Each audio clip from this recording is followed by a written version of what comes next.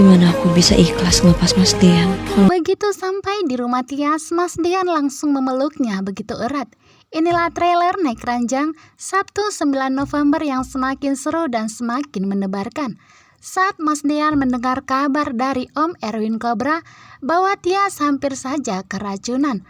Tentunya di sini Mas Dian langsung memutuskan untuk pulang untuk mengetahui kondisi Tias saat ini. Setelah sampai di sana, Mas Dian langsung memeluknya karena melihat kondisi Tias baik-baik saja. Tentunya Mas Dian bahagia. Kini tibalah saatnya Mas Dian untuk bertindak. Mas Dian langsung pergi untuk mencari tahu siapa sebenarnya yang mengirimkan makanan yang beracun tersebut. Sebelum pergi, Mas Dian pun mencium kening Tias yang membuat hati Tias semakin berbunga-bunga dan tidak ingin melupakan Mas Dian. Sementara itu di sebuah kafe, Om Erwin Cobra bertemu dengan anak buah dari Gino. Tentunya di sini Om Erwin kenal betul bahwa dialah yang telah memantau rumah Tias. Om Erwin pun langsung memukulnya, menyuruhnya untuk berbicara siapa sebenarnya yang menyuruhnya untuk mengirimkan makanan beracun kepada Tias. Ternyata Gino ada di sana. Gino melihat anak buahnya dipergoki oleh Om Erwin Cobra. Tentunya pun Gino takut.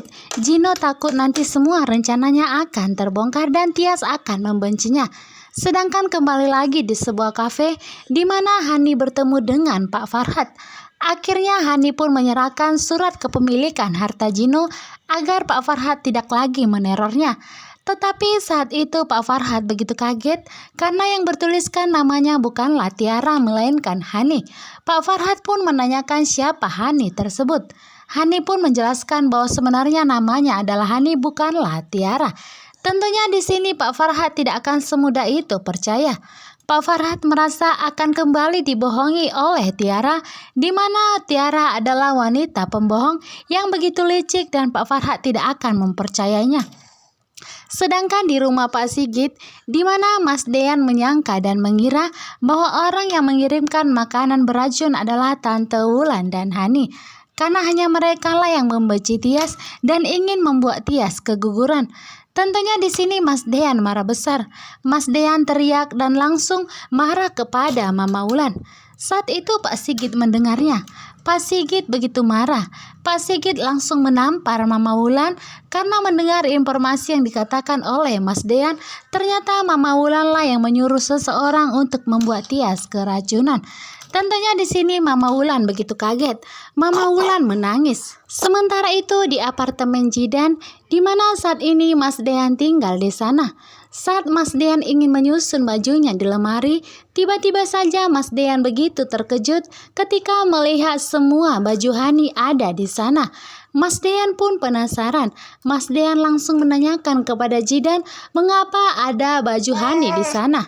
Inilah detik-detik di mana akan terbongkarnya. Bahwasanya Jidan akan memberitahu bahwa Hani adalah pacarnya. Dan perselingkuhan antara Hani dengan Jidan ketika Hani masih menikah dengan Mas Dian akan terbongkar.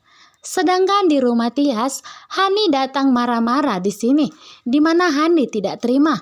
Tias menduduhnya mengirimkan makanan beracun. Hani pun mengamuk. Hani langsung menjambak rambut Tias begitu keras. Tentunya di sini yang menjadi penyelamat adalah Om Erwin Cobra. Om Erwin langsung menarik badan Hani agar tidak mencelakai Tias yang saat itu Tias sedang kesakitan. Tentunya di sini akan menjadi garda terdepan adalah Om Erwin yang akan selalu memastikan bahwa Tias dalam keadaan baik-baik saja. Om Erwin tidak mau nantinya Mas Dian akan semakin kecewa dan akan semakin tidak terima perbuatan Hani kepada Tias.